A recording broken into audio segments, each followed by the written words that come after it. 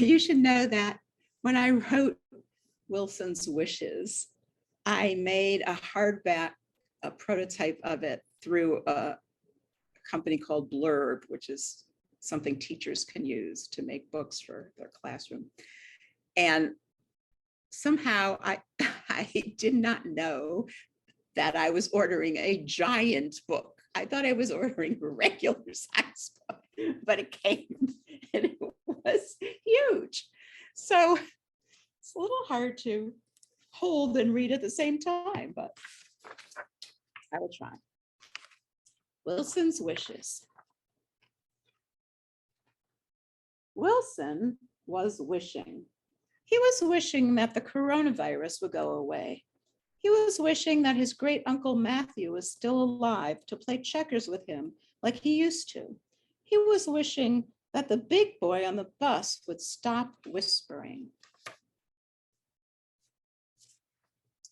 The first time the big boy whispered, he said, "Go back to China."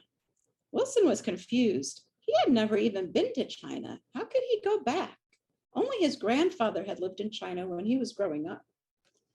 "I have never been to China," he told the big boy.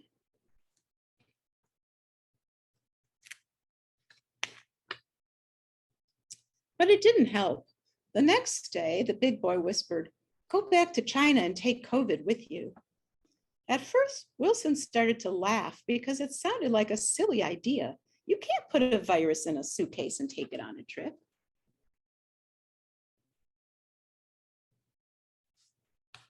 But laughing made the big boy angry, so Wilson stopped laughing and made an angry face too. When the school bus stopped and Wilson got on, he saw the big boy. This time, the big boy started whispering as soon as Wilson sat down. This time, he said, "Your whole family has Chinese germs." The boy's whisper voice was soft, but sounded gravelly and mean, and he pointed his finger right at Wilson. Wilson didn't answer. Suddenly, the whole world felt stormy. Wilson started to cry. He hid his face with his raincoat sleeve so the big boy couldn't see his tears. Finally, the bus got to school. Wilson got off quickly and ran to his classroom. He didn't tell anyone what the big boy said, but he felt better after he put his things in his cubby and looked up to see his friends. So if you've read Lila in the Land of the Littles and Jasmine's Big Idea, that's Jasmine and that's Lila. "Hi, Wilson," called Jasmine. Jasmine had just come back to school after learning from home for a long time. Wilson was happy to see her. He waved hello. "I made you with snow in the wintertime. I even gave you a blue and orange scarf to remind you of your favorite baseball team," Jasmine told him. Wilson smiled under his mask. He started to forget about the big boy. He went to sit with his friends.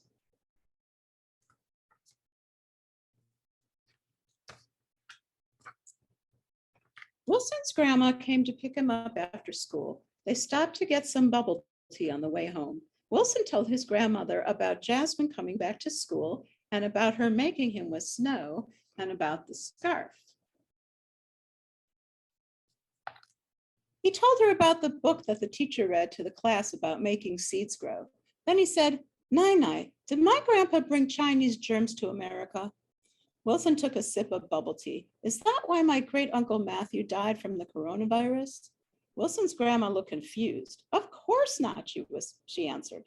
"Your grandpa came to this country a long time ago, long before this virus was around. Your great uncle caught COVID at his restaurant before the doctors knew what to do, and before there was a vaccine to prevent it from becoming so dangerous."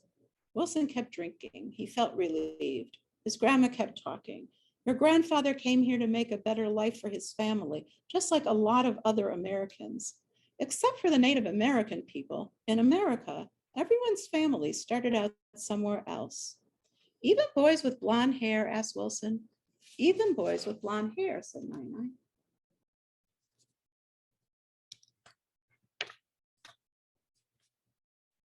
When they got home, Wilson was still thinking about the idea that almost everyone's family started out somewhere else. Wilson took off his boots and his raincoat. Then he yelled, "I'm going to my secret hiding place, Nai."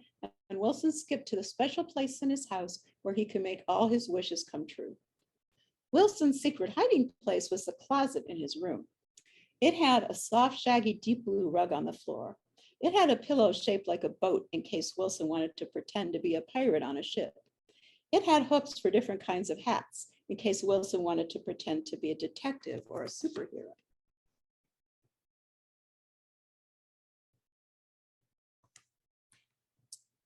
Wilson got to his room and threw his backpack on the bed. Then he opened the closet door and jumped into a big pile of stuffed animals. "I'm here," shouted Wilson. The animals crowded him with joy. Wilson turned off the big light and turned on a small light. It lit up a picture of his favorite baseball player and a painting that Wilson had painted at school. The painting seemed magical to Wilson. Every time he looked at it, it looked like something else. Shadows from Wilson and his stuffed animal friends fell across the painting. That gave Wilson a good idea. "Today we are going to visit the island of Shadow Friends," Wilson told his animals. "Everyone on the island of Shadow Friends speaks everyone else's language. Mandarin like Nai, Spanish like my friend Lila's abuela, Patois like Jasmine's grandmama, and English. That's because a long time ago, all of their families started out somewhere else. The animals on Shadow Friends Island all speak a brand new language. They speak Zoe." The animals looked at the painting. "There it is," yelled Wilson, pointing at a spot in the center of the painting. "There is the island."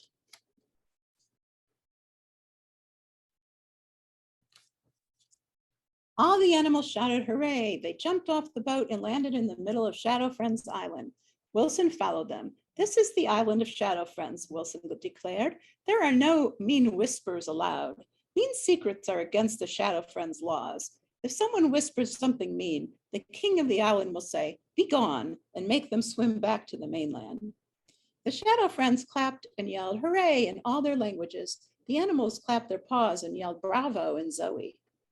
Suddenly, there was a knock at the door. "Wilson, Wilson, it's time for dinner," called his grandma. "Uh-oh, I have to go eat dinner," Wilson told the animals. "You stay here. Find the island potion maker. Tell him to invent a potion to change the coronavirus into a jellyfish. That way it can never come out of the ocean. Hurry."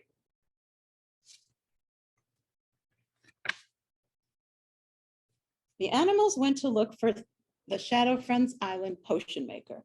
Wilson went to eat his dinner. Wilson wanted to return to Shadow Friends Island after dinner, but his grandma wanted him to do his homework. Wilson wanted to return to Shadow Friends Island after homework, but his mom wanted him to take a bath. Wilson wanted to return to Shadow Friends Island after his bath, but his dad wanted to read him a story. All of the grown-ups wanted him to go to sleep after that.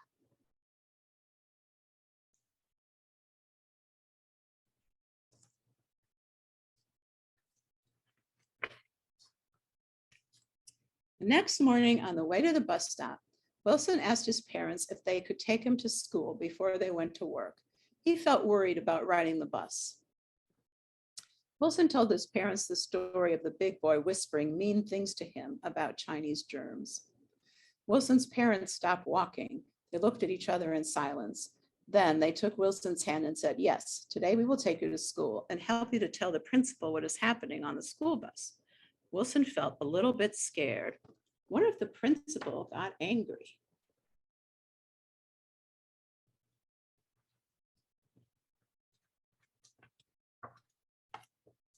But the principal was not angry. He told Wilson that no one was allowed to say mean things about anyone else's family or heritage at school or on the school bus. "We are so lucky to have children from all different cultures in our school. Every child and every family makes an important contribution to our school community." The principal showed Wilson some class pictures of kids in the upper grades and asked him to show him the boy who whispered on the bus.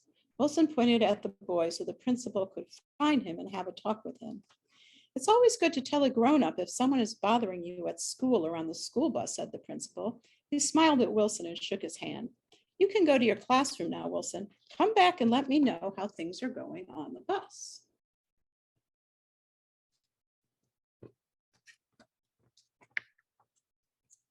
Wilson was skipping to his classroom. He didn't understand all of the principal's words, but he knew he was not in trouble. He knew the principal would talk to the big boy and tell him to stop whispering. Wilson put his coat and his backpack in his cubby. He waved to Lila and Jasmine, who were sitting on the rug looking at books. Then he found his friend Ty, who was also Chinese American.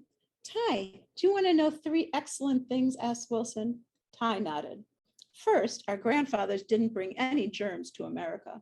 Second, we are all very important at school.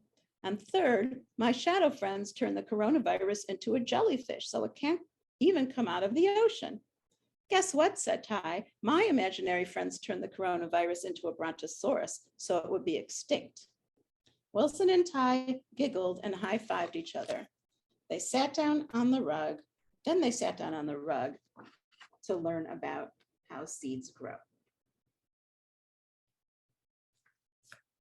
That's the end of Wilson's wishes.